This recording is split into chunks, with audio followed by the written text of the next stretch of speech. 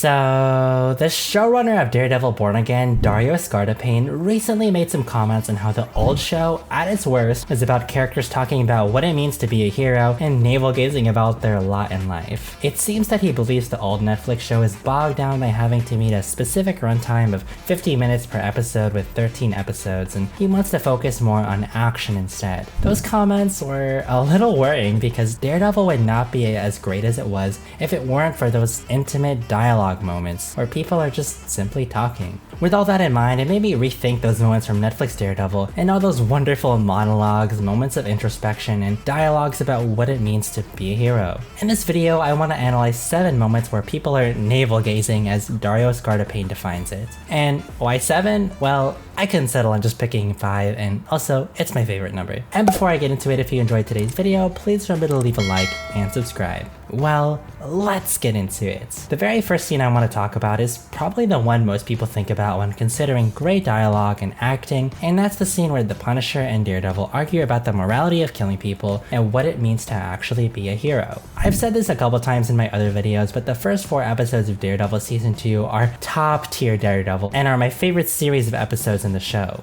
Season 2 episode 3 starts with Matt all tied up from Punisher. I love that instead of just having them fight again, the writers take the time to just have these two talk to each other because their ideologies are so radically different that it's honestly more riveting than the times that they literally fight each other. Matt's problem with Punisher is not that he's trying to stop crime, but the fact that he brutally murders people. Matt's Catholicism and faith in God obviously deem this as a major sin, but Matt fundamentally believes in redemption and the fact that people can change. Since Frank kills people, he denies them the chance to try and change. And we kind of see this with Grotto, who is this low-life criminal who narrowly escapes the Irish massacre at the beginning of the arc.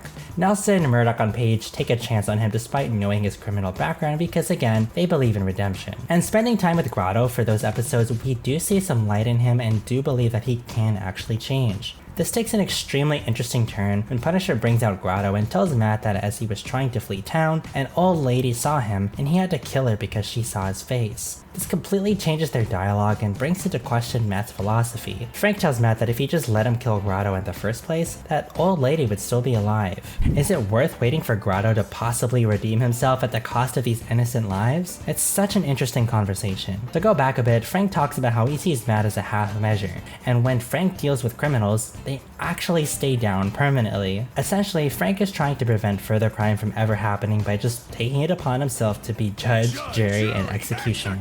The dialogue and acting are so good. Charlie Cox and John Bernthal bounce off each other so well through these episodes. Really, you never think for 1 second, shit, I just killed a human being. A human being who did a lot of stupid shit, maybe even evil, but had one small piece of goodness in him. And then you come along and that one tiny flicker of light gets snuffed out forever. I think that this world, it needs men that are willing to make the hard call. That's what I think. I think you and me are the same. You know it. Only I do the one thing that you can't. You hit them and they get back up. I hit them and they stay down. Let me ask you this. What's that? What about hope? Oh, fuck. Come on, Frank. Santa Claus. You want to talk about Santa Claus? Like them talking over each other, the passion in their voices, it's all so engaging. Even the smaller stuff where Matt is simply trying to get to know Frank and even learn that Frank was once a Catholic. These pieces of dialogue add so much depth to our characters, and it makes for one of the most memorable episodes in the entire series. By the end of the episode, we still don't get a definitive answer as to who is right, as they both make extremely valid points in their arguments and their actions. The episode ends with Matt beating up like 20 gang members all by himself without any lethal weapons, essentially proving to Frank that he was able to do all that without killing a single person.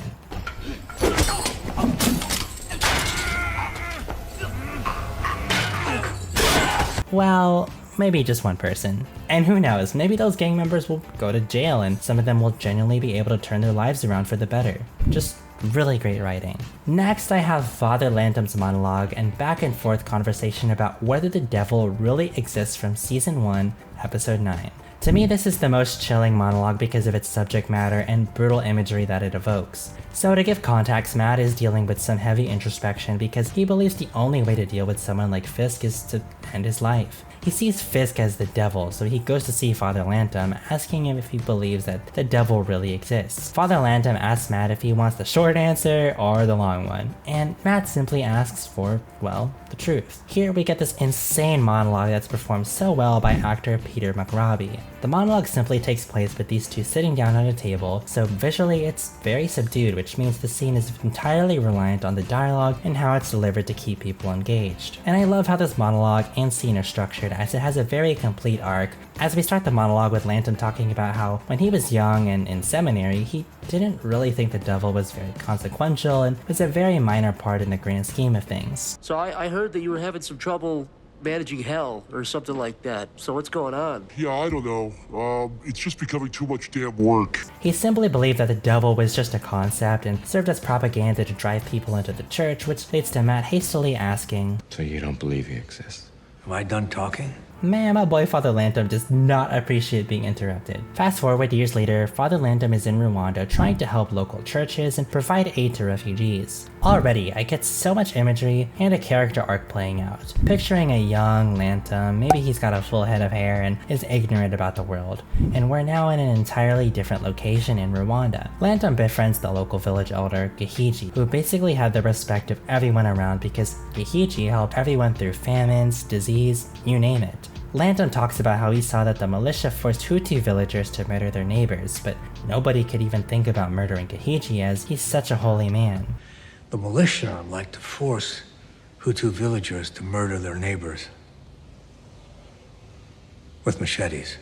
And just a small thing here, I love that small pause Peter McRobbie makes before saying machetes, as if he's thinking about the story in his head and can't even stomach saying this violent weapon out loud for a second. It also just adds so much more visual impact thinking about innocent people being murdered with that. Again, a small thing, but that's what helps make the monologue feel so realistic. The militia then sends soldiers to cut Gahiji's head off in front of the entire village in order to make a statement. Gahiji doesn't even try to put up a fight and simply asks for the chance to say goodbye to his family. We get such a great idea and picture of who Gahiji is in just these few short minutes. I feel like I'm watching a short film listening to this basically. The soldiers didn't even want to kill Gahiji anymore because essentially he passed the vibe check. So they asked their commander if they could just give Gahiji a quick and painless death instead. Here we essentially transition to the third act of the story within this monologue. The commander wanted to meet this man who had won the respect of so many. The transition where we start slowly zooming in towards Matt and this sinister and dramatic music starts creeping up, so good. It both visually and sonically tells the viewers how serious this is about to get now. So the commander wants to personally meet Gahiji to see for himself just how great of a guy this is. Gahiji and the commander talk in a tent for many hours. In my head, I see them making small talk at first, with Gahiji being very soft-spoken, and the commander maybe has this presence about him where you let your guard down with him because he doesn't seem intimidating at first, but when he snaps, you learn he's so feared type of guy. Anyway, after their conversation, whatever transpired led the commander to drag Gahiji out of the tent and hack him into literal pieces in front of the entire village. Then he dragged him out in front of his village and hacked him to pieces, along with his entire family. Like, gosh, his family too? This monologue still messes me up, man. It's just so brutal and bone-chilling. Especially because a story like this is definitely based off of some real events. There are no bits of cheesiness because they base it on real events happening right now in the world.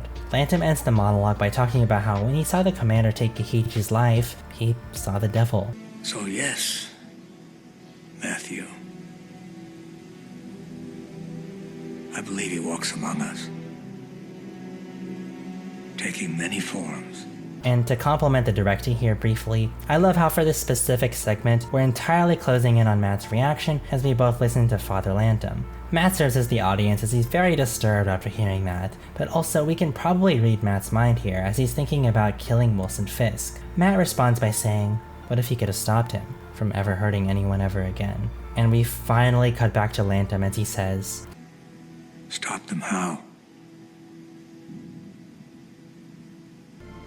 So chilling and masterfully directed and written, because I feel like we're mostly on Matt's side here about maybe killing Fisk, especially after hearing that story. And I like that he says the quiet part out loud, where he basically asks if it would be okay to kill someone who's essentially the devil. But when Lantham simply responds by saying, stopped him how, and cuts away before Matt can even respond, allows the audience to ponder and sit on that. Like, how would you personally respond to that? Would you just have nothing to say? Like, wow, we were kinda on Matt's side here about killing Fisk, but when you frame it like that, damn. Anyway, this monologue is less than 5 minutes, but I could still spend even longer talking about it. The writing is genuinely that good.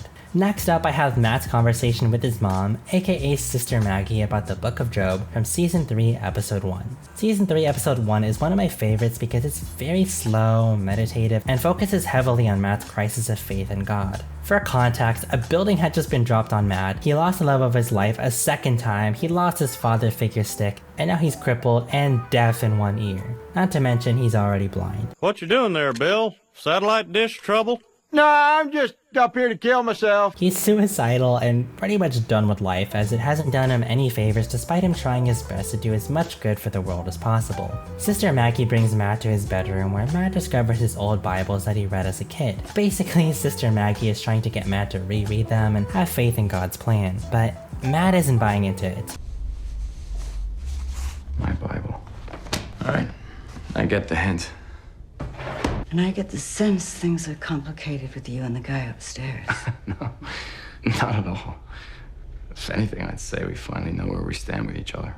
This starts Matt's monologue where he brings up the story of how there was a man from the land of Uz, which is the biblical story of the Book of Job. Job is God's most perfect and loyal servant. Matt talks about how Job slaughtered 10 goats, one for each of his children. What happens next, as Matt recalls, is that God slaughters all 10 of Job's children and destroys his land, wealth, and servants. However, even after losing everything, Job would still not curse God. After hearing Matt talk about it, he's obviously referring to himself as Job here, and Matt humorously comes to the realization that... You know what I realized? Job was a pussy. But yeah, he saw himself as Job throughout the series. Matt has selflessly given his blood, sweat, and tears to help people and fulfill the calling that God gave him. Matt is known for taking all the punches, nearly dying countless times, suffering all the loss around him, and more. All because he believed in this cause and that he was God's strongest soldier. Because I too believed I was God's soldier. Well, not anymore. I am what I do in the dark now. I bleed only for myself. Our boy is so poetic, even when he's at his lowest point. But yeah, Matt is through with doing anything in service for God. If he decides to keep being Daredevil, it's because he's doing it for himself. And I love Sister Maggie's quiet reaction. She's so utterly disturbed and sad for Matt that all she can do is take off her crucifix and put it in Matt's hand. And knowing that this is actually her son makes this scene all the more heartbreaking. It's like she feels guilty too that she wasn't able to help watch over Matt, that his crisis in faith and where he ended up in life was all her fault because she abandoned him. Matt throws the crucifix onto the bed disrespectfully, and Sister Maggie tells Matt, I heard every spiteful word. You might hate God right now, but the feeling is not mutual. I like that Matt doesn't simply believe that God doesn't exist anymore. He believes that God is here, it's just that God isn't looking out for him. Matt talks about how he had friends, a life, and people that he cared about. He doesn't want to see them get hurt or even die because of him. I care about people and I'm choosing to let them believe that I'm gone because I am. I'm not Job. And I know my truth now. Gosh, Charlie Cox's acting is so good. This small quiver in his voice is so heartbreaking. Matt feels so disappointed in himself that he can't even be like Job, as if he's a disappointment to God. He can't stand all the suffering thrown his way and still remain faithful like Job. Then Matt ends his monologue, realizing his truth. And I know my truth now. What truth? Well, that in front of this God, I'd rather die as the devil and live as Matt Murdock. Gosh, what a hard line. The writers were simply on something different in this season because lines and dialogue like this just happen on the regular. I'd rather die as the devil and live as Matt Murdock.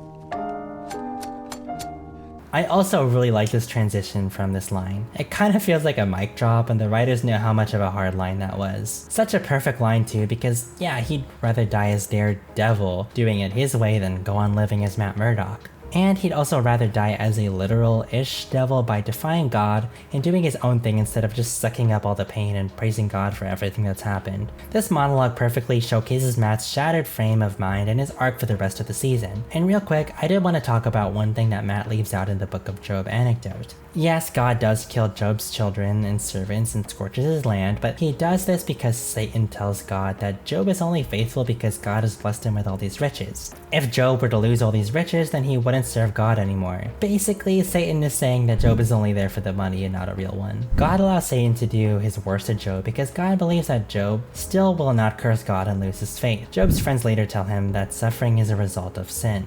Basically saying that if you're suffering, it's because you deserve it. Plus L plus ratio, by the way. Anyway, God is able to communicate to Job that his friends assumed incorrectly and to remind Job of his wisdom and power. The moral of the story is that suffering is simply a part of life. It has nothing to do with punishing someone because of their past sins, and our suffering doesn't have a clear explanation. But if we continue despite our hardships, there will be good up ahead. So it's interesting Matt leaves this out because he's so hurt and believes that his suffering won't lead to anything, and he's tired of losing everything around him and getting silence in return. He interprets the story as Job as simply being too scared to curse God and do his own thing, and that we don't have to keep suffering willingly for God. Next, I have Wilson Fisk's monologue in Season 1, Episode 13, where he gives his interpretation of the Good Samaritan. So this is the finale of Season 1, where Fisk has been apprehended and is being taken to prison. I was thinking about a story from the Bible. I'm not a religious man, but I've read bits and pieces over the years. Fisk tells the guards that he's not religious, but this one story from the Bible has stuck with him. I'll try to keep this one short this time. So there's a man traveling from Jerusalem to Jericho, but then he gets beaten up and left on the side of the road. Both a priest and a Levite, two heavily religious people who should be following God's practices, helping thy neighbor, all that stuff, they see the traveler all beat up and left for dead and simply keep walking. Yeah, maybe you guys can go around? Alright. Thanks, New York. Then all of a sudden, this random guy decides to stop and aid the traveler to patch up his wounds and help him unconditionally without needing anything in return. So far in the scene, we don't really know the relevance of why Fisk is telling the story. Currently, Matt, Karen, and Foggy are celebrating and Fisk is on his way to prison. I think the assumption the writers want us to feel halfway through this monologue is some sort of sympathy for Fisk. He's probably going to relate the story to how Fisk is the Good Samaritan in the story, and that all he wanted to do was help his city in his own twisted way. The traveler is the Samaritan. He continued on his journey. He did this simply because the traveler was his neighbor. He loved his city and all the people in it. I always thought that I was the Samaritan in that story. And yeah, Fisk then says that he always saw himself as the Samaritan in that story, but even good men can be deceived by their true nature. What the hell does that mean? It means that I'm not the Samaritan, that I'm like the priest, or the Levite, that I am the ill intent, who set upon the traveler on a road that he should not have been on. This is Fisk embracing the fact that his role in that story, or life in general, is to be the ill intent. Or in simpler terms, he embraces the devil and his inner villainy. And I like how Fisk ends up in the monologue saying that he set the traveler on a road he shouldn't have been on, and then we cut to Fisk traveling with these two guys on a road. And we all know later what happens to this innocent fella shortly after. I don't know who you assholes think you are, but if you don't back away, I swear to God I'll put a bullet in this fat son of a bitch! After Season 1, we do see a Fisk that is slightly more unhinged because, in his words, he's no longer deluding himself of his true nature. This is a monologue that provides really great insight and introspection into Fisk and how he sees himself. Definitely not some fluff that felt like was written to pad a mandatory runtime. Next, I have Matt's conversation with Father Lantom about original sin and him talking to Father Lantom about how he'll never stop being Daredevil despite his crisis of faith in a church from Season 3, Episode 2. And I'm just combining the two pieces of dialogue because they have the same type of themes. So before the scene starts, for some context, Sister Maggie just had a conversation with Matt about how at one point she was lost just like Matt is here. But Matt ends the conversation by saying that he doesn't care about what God wants anymore since he's seen his true face. Then we cut to a flashback for the scene I want to talk about. So the scene starts with Matt as a child outside the church where Sister Dora turns Matt into Father Lantom because Matt was involved in some incident where he was probably back-talking Sister Dora about original sin. Father Lantom gently pulls Matt aside to have a real conversation. How many fights have you been in this week? How many guys complained? None. Because no one wants to admit they got their butt kicked by a blind kid. So you can't prove that I did anything. I don't want to. Man, our boy's been a lawyer from day one. He makes sure for real that he doesn't incriminate himself. And also, the whole conversation just feels so naturally funny. The writers know how to inject humor without cutting to some quip or forcing something like a lot of modern Marvel media kinda does nowadays. I love how they're able to inject some levity in a season dealing with such serious topics. It's not about proving anything, Machuw. Argumentation is a skill. Being argumentative is a sign. Gosh, he just spits so many bars in this show, it's insane. But Matt kind of mocks Father Lantom saying, what, a sign like a prophecy? Thinking this is some sort of religious thing that Father Lantom is trying to get at. But Father Lantom quickly replies saying, a sign like you're angry, Machuw. Like, I hate how it took me this long, but Father Lantom really is Matt's actual father figure. Like, we have his actual dad, the boxer, Stick, and Father Lantom. They all had their own lessons to teach Matt, but Father Lantom was there from the beginning and continuously helped Matt throughout his life with all these wise lessons, and he's just so good. A sign like you're angry, Machuw. That's a perfectly understandable reaction to your situation, but it's not sustainable. Or maybe it's a sign that Sister Dora should stick to teaching math. Gosh, again, they write such realistic dialogue and characters. I love seeing the last time that Matt had a serious crisis of faith and that he had dealt with it the same way as he did as a kid and an adult, by being sarcastic, angry, and deflecting about his actual problems. But you're gonna have to deal with your anger, Machuw. Find a way to harness it, or it will destroy you. Well, if that's God's plan for me, then I guess that's how it's supposed to work out, isn't it?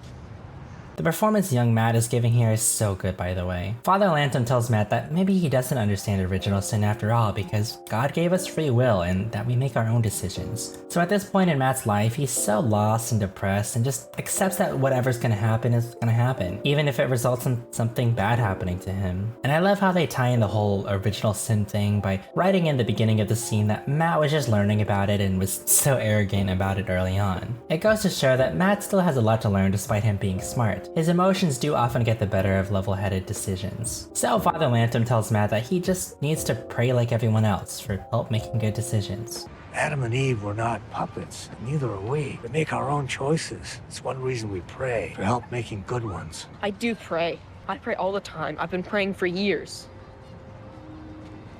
God doesn't talk to me.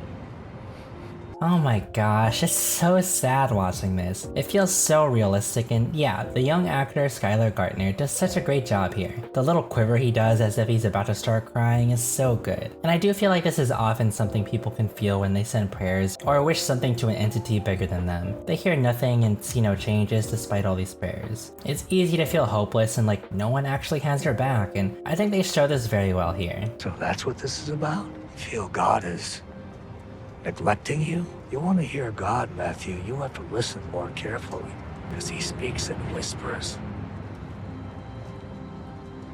Father Lantom always spitting some bars, bro. Again, the writers do such a great job of writing scenes about religion that don't feel cringe or like they're trying to convert you or something. This is genuinely some beautiful dialogue here about simply having faith that you're on the right track in life and not feeling like every setback, no matter how big or small, is the end of things. This scene also sets a tone for Matt to follow for the rest of the season, and we get such a great payoff at the end of season 3 where Matt calls God's plan a beautiful tapestry. But the tragedy of being human is that we can only see it from the back, with all the muddy colors and ragged paths. So seeing him come to the conclusion of just accepting that life is messy and unclear and finding beauty in that is really nice. Lastly, I want to quickly analyze this other scene he shares with Father Lantom in the same episode. The scene starts with young Matt in a church listening to the prayers of all the other people there. You have people praying to God to touch the jury and help out someone close to him with the law, another woman talking about God ending someone's suffering and bringing her home, and a lot more. I thought this was such a cool scene because it's basically like an angel hearing our prayers and doing our best to answer it. Matt later tells Father Lantom something similar about how he used to listen to people's prayers. He thought that God let him hear them so that he could do his best to answer them. Again, thinking he was God's perfect soldier and trying to do right with the gifts he was given. But I am not what I was. Can't do what I used to do. Give it time. Whatever your new reality is, you'll adjust. I think they do such a good job showing someone who is so focused on things they lost that they're truly unable to find any brightness around them. And I think to a degree, we can all relate to that type of feeling. It is very hard to hear someone tell you to just give it time and it'll get better, because in the moment, we typically don't have the optimistic foresight for that. When I heard all those prayers, all those suffering people, I thought it was God's voice, but I was wrong. All I ever heard was people in pain. I love how this sort of parallels the scene with young Matt and Lantum, as Matt feels like God was never here to answer our prayers. Matt somewhat feels like it was a curse, originally thinking he was hearing God's voice with all these prayers, but all he really heard was people in pain, and God never did anything about it. And it also relates to Matt's conversation about the Book of Job on how he suffered all this pain in God's name, but all he got in return was more pain. I love how the writers keep Matt's internal thoughts and where he's at in his life so consistent. So now you believe your calling to do what you do was a mistake? I was deluding myself. So yeah, Father Lantum kinda suggests to Matt that maybe it's time to stop being Daredevil. He had a good run, but if Matt thinks he was deluding himself this whole time, maybe he can find his true calling, or at least a new purpose. However, Matt laughs that off, correcting Father Lantum, saying that he was deluding himself, much like how Fisk admitted to deluding himself in the Good Samaritan monologue. Except he's not talking about his calling, but that God never had anything to do with Matt getting powers and trying to help people. I'm not as capable as I was, but I don't get to choose who I am. I'm Daredevil. Not even God can stop that now.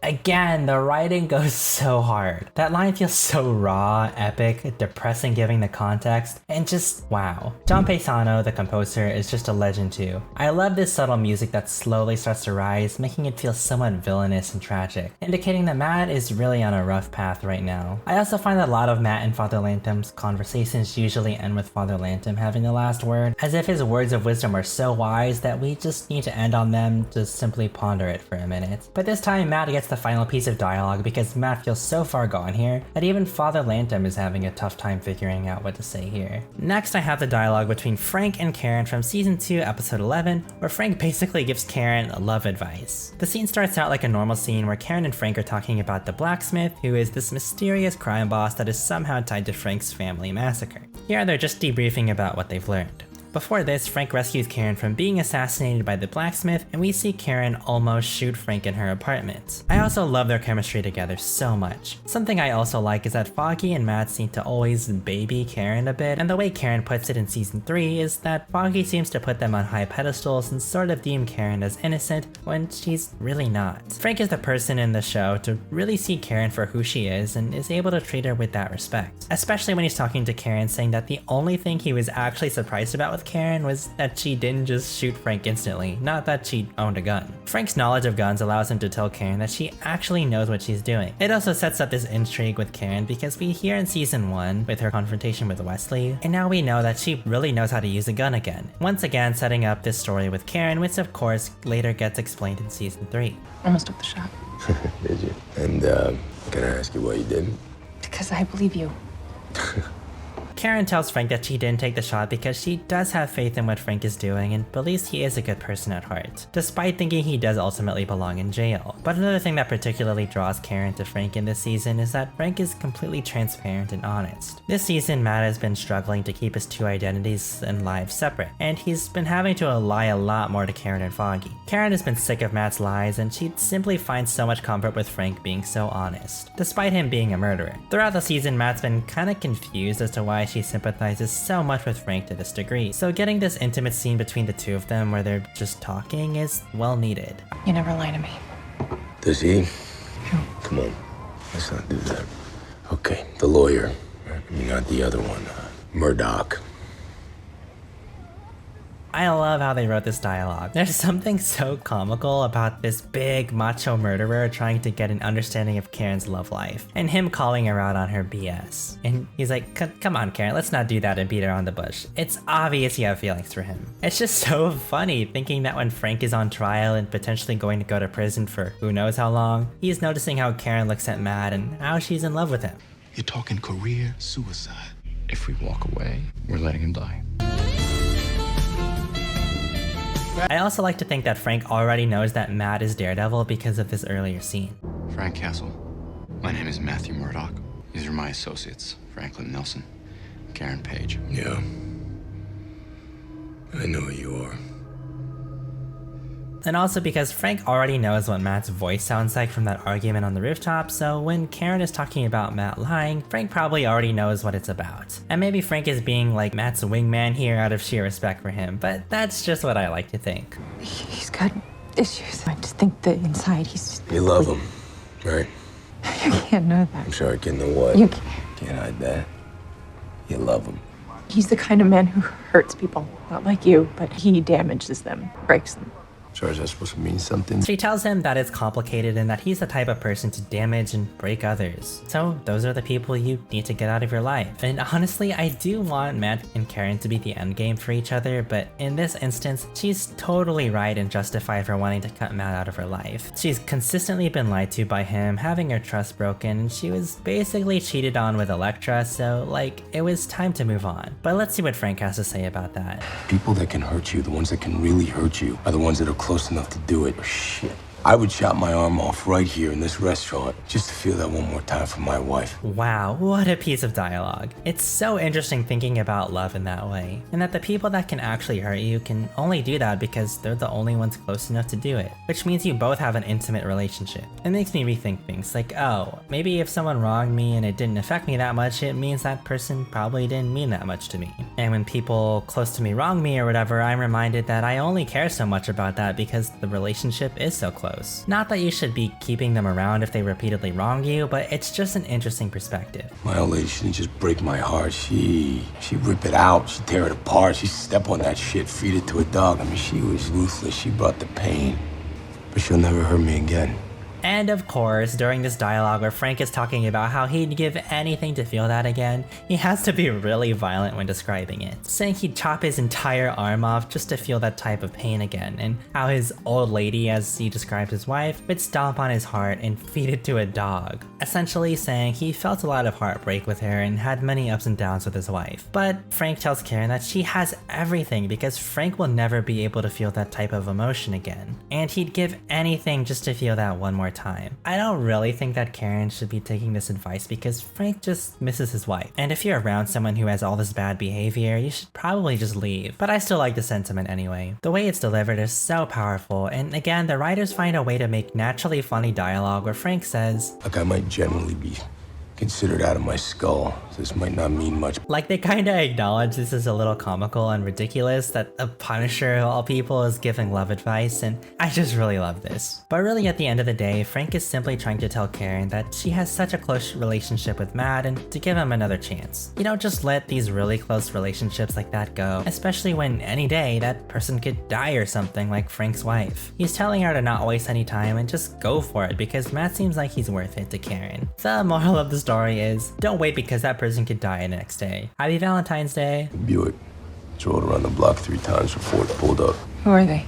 Just some guys who are about to walk into a diner for the last time. God, Frank is such a badass and has some of the best dialogue in the show, I swear. It's a shame he wasn't this well written in his own show. But it's revealed that Frank basically used Karen as bait to get these guys who work for the blacksmith to go kill Karen and Frank. It's a little sad because the moment we let our guard down with Frank, we're instantly reminded that he is pretty morally questionable. Later on, we do see Frank ruthlessly beating this guy to a pulp and Karen's heartbreaking reaction to seeing Frank in action. It's hard for her to see this guy she has a genuine connection with keep going down such a brutal path. But Frank has never really been dishonest about what he does, so this is all kinda on her for expecting anything different. All in all, I love this scene. The acting, particularly from Jon Bernthal, is so great. He's able to give Frank so much character. He's able to deliver so much hidden pain in his dialogue when he recounts his family and his wife, and I do feel like I'm able to visualize in my head all the history he's had with his family just from how he talks about them. It gives his brutality more depth as well because we feel the pain he feels due to his family's massacre.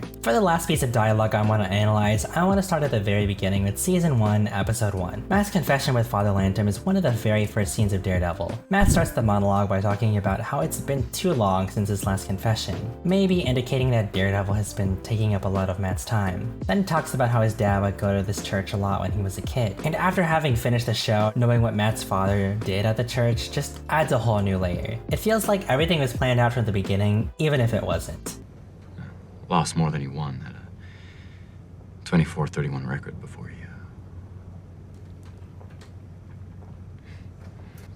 But he could take a punch. I love how Matt stumbles here, unable to still say out loud that his father was murdered, as if the pain is still as fresh as the day he lost him. The writers also make sure Matt stops here because at this point in the story, we don't necessarily know that his dad is dead, unless you're already familiar with Daredevil. He does later on kind of refer to his dad in past tense, but you know, we still don't know for sure. It's a strong implication that he's dead, so if you assume he's dead, then it makes episode 2 much harder to watch because you watch all these scenes with Matt and his dad knowing already that he's going to die. It's a somewhat common writing tactic used to make a viewer feel helpless since we already know the outcome of something and can't do anything about it, which can sometimes make deaths even more tragic on screen. I also think this monologue is brilliant because it's such a great way to use exposition and get us familiarized with Matt's background and what kind of man Matt is while still doing it artistically. The camera angle being so close to Matt and looking up at him this way gives the scene an added sense of intimacy that the dialogue really needs too. He never got knocked out, my dad.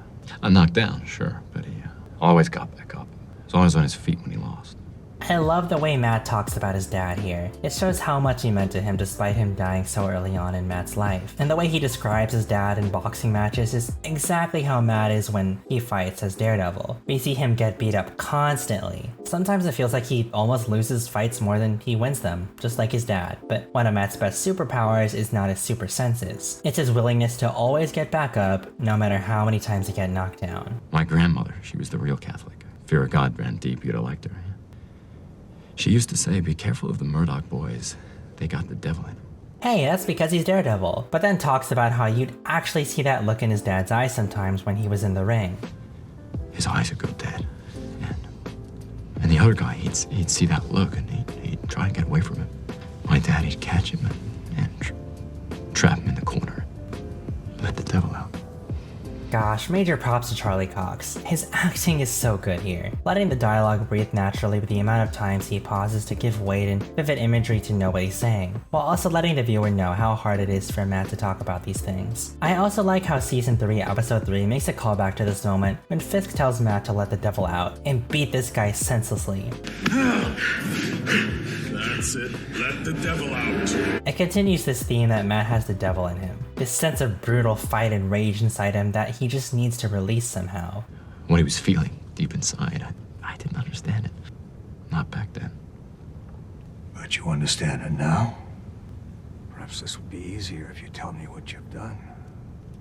Matt starts tearing up and talking about how he didn't quite understand his father's rage and needing to let the devil out back when he was a kid, but he understands it now. And as he says this, he puts his glasses on, kinda covering up the fact that he's feeling emotional and is crying, which can somewhat be associated with something that kids do a lot. Matt putting his glasses on makes it feel like he's masking the pain a bit and maturing to the harsh realities that call for Matt to let the devil out. It also indicates his role as Daredevil and how he needs to truly see what his father sees now and why it's necessary for Matt to do what he does now. I'm not seeking penance for what I've done, Father. I'm asking forgiveness for what I'm about to do. That's not how this works. Matt confesses his sins and ends by saying that he's not seeking forgiveness for something that he's done, but something that he's about to do, which also goes hard as hell. Father Lantom feels a little uneasy, simply asking Matt, "What exactly are you going to do?"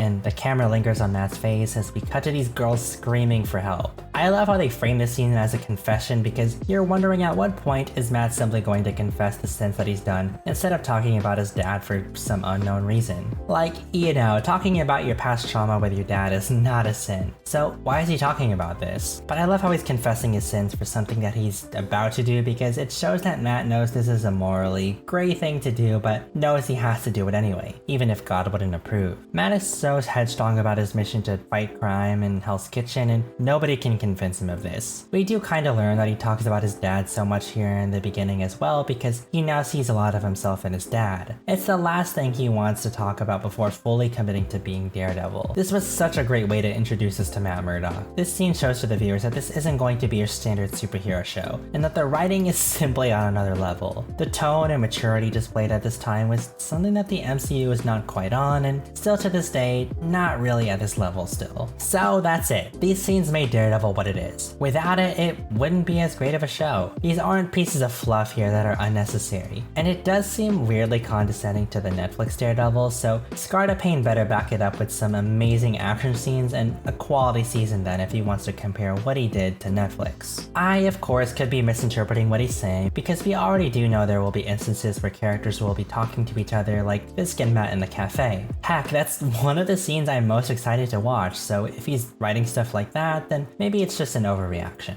Regardless, this quote gave me an excuse to revisit some fantastic dialogue in Daredevil that I adore. It's telling that the dialogue scenes are just as exciting and engaging as the action scenes. I oftentimes just go back and rewatch a lot of these dialogue scenes because it's just so good. Hopefully Daredevil Born Again will have plenty of those scenes and moments of introspection and riveting dialogue. I do also want to sympathize with Scardapane here and say that I do think that a mandatory 50 episode length and 13 episode season is a bit of a thing that can hold writers back. Season 2 of Daredevil somewhat proves this, although it's still really good in my opinion. Writers shouldn't have to be confounded to that, because I believe movies and episodes should have the necessary runtime it needs for its story, whether it needs to be longer or shorter. In the case of Disney Plus, I would say like 80% of its shows suffer from being too short though, and lacking enough substance, which I think can be fixed with longer runtimes or longer seasons. Having 6 episode shows, some of which are around 30 minutes long, has shown that there is not enough depth there. Sure, there was a 13 episode requirement, but the Daredevil writers made sure to fill it with depth and really great dialogue. But I will recognize that Daredevil is the exception. It is incredibly rare we get something like Daredevil Season 3 where it's basically a non-stop 13 episode thrill ride where each episode builds off the previous one. It really felt like a 13 episode movie in a sense, and that's extremely hard to pull off. Again, we'll just have to wait and see what happens, but I hope you enjoyed today's video. Let me know some of your favorite dialogue, scenes, or monologues in the show in the comments below. And with all that being said, I hope you guys have a great rest of your day. Peace.